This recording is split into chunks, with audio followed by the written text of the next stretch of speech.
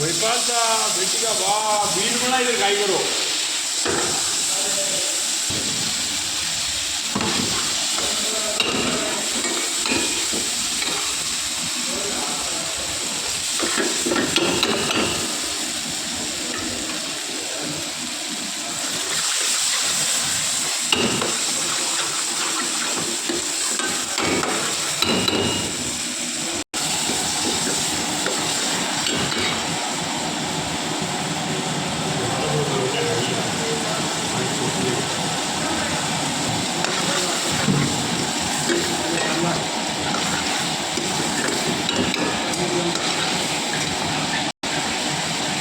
शुरू करते हैं साहब